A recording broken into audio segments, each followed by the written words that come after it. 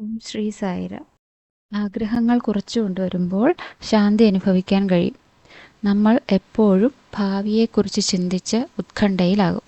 ഇന്നത്തെ ദിവസം ആലോചിച്ചാൽ നമ്മൾ രാവിലെ ഉണർന്നു. അതുതന്നെ ഭഗവാന്റെ ഒരു അനുഗ്രഹമാണ്. രാവിലെയുള്ള ഭക്ഷണം കിട്ടി, സ്നേഹിക്കുന്നവർ, നമ്മൾ കാണാൻ ആഗ്രഹിക്കുന്നവർ എല്ലാവരും കൂടെയുണ്ട്. ഇന്ന് ഉറങ്ങും വരെയുള്ള ആഹാരം തയ്യാറാണ്. ഉറങ്ങാൻ നല്ലൊരു കിടക്കയും ഉണ്ട്. ഇന്ന് സന്തോഷത്തോടെ ഭഗവാന് നന്ദി പറഞ്ഞ് ഉറങ്ങുക. ഇനി ഭാവിയെക്കുറിച്ച് വിഷമിക്കുന്നവരോട്, നാളിതുവരെയുള്ള ജീവിതം ഒന്നോർത്തു നോക്കൂ.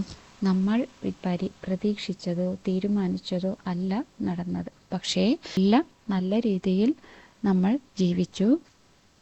അപ്പോൾ എല്ലാം നിയന്ത്രിക്കുന്നത് മറ്റാരോ ആണ്, നമ്മുടെ കർമ്മഫലം എന്നാണ് ഋഷിമാർ പറയുക.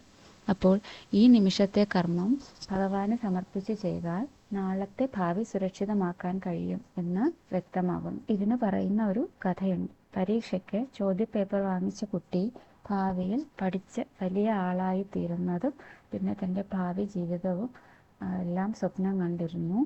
അവസാനം പേപ്പർ തിരിച്ചു കൊടുക്കുമ്പോൾ അതിൽ ഒന്നും തന്നെ എഴുതിയിട്ടുണ്ടായിരുന്നില്ല. നമ്മൾ ഓരോരുത്തരും ഈ കുട്ടിയെ പോലെയാണ്.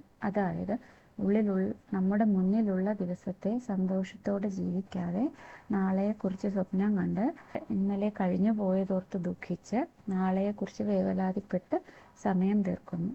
അപ്പോൾ നമ്മൾ ഇന്നും ജീവിക്കുന്നില്ല, നാളെയും ജീവിക്കുന്നില്ല. അതിനു പകരം നമ്മുടെ മുന്നിൽ ഇപ്പോഴുള്ള സമയം ഏറ്റവും നന്നായി ജീവിക്കാനും ഏറ്റവും നന്നായി സേവനം ചെയ്യാനും ഏറ്റവും നല്ല മനുഷ്യനായും തീരാൻ നമ്മൾ ശ്രമിച്ചാൽ നമ്മുടെ നാളെയും ഭദ്രമായി തന്നെ ഇരിക്കും. നമുക്കെപ്പോഴും നമ്മുടെ സമയം എന്ന് പറയുന്നത് വളരെ നല്ല രീതിയിൽ, ക്വാളിറ്റി ടൈം എന്ന് പറയും, നല്ല രീതിയിൽ അത് പ്രയോജനപ്പെടുത്താനും ഇന്ന് നമ്മൾ ജീവിക്കുന്നതിനേക്കാളും കുറച്ചുകൂടി നല്ല ഒരാളായി നാളെ അടുത്ത ദിവസം മാറാനും നമുക്ക് എപ്പോഴും ശ്രമിച്ചുകൊണ്ടിരിക്കാം. ഇന്നലത്തെ ഞാനല്ല ഇന്നത്തെ ഞാൻ എന്ന് നമുക്ക് സന്തോഷത്തോടെ ഓർമ്മിക്കാം. എല്ലാവർക്കും നന്മകൾ ആശംസിക്കുന്നു. ഓം ശ്രീ സായിരാം.